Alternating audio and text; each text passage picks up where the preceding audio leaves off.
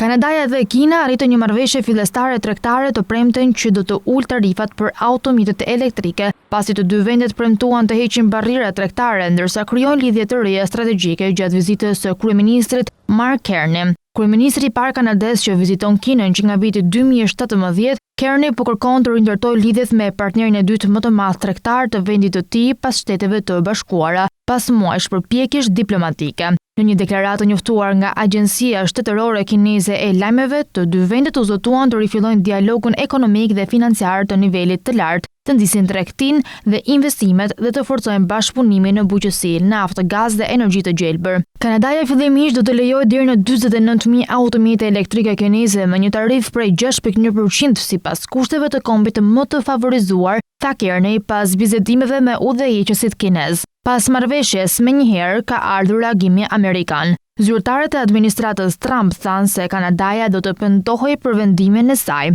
Mendoj se ata do ta kujtojnë këtë vendim dhe me siguri do të pendohen që kanë sjellë makina kineze në tregun e tyre, tha sekretari i transportit i SBA-s në një aktivitet me zyrtar të tjerë qeveritar në një fabrikë të Ford për të mbështetur përpjekjet për t'i bërë automjetet më të përballueshme. Ndërkohë, përfaqësuesi i tregtisë së SBA-s tha se numri i kufizuar i automjeteve nuk do të ndikojë në kompanitë amerikane të makinave që eksportojnë makina në Kanada.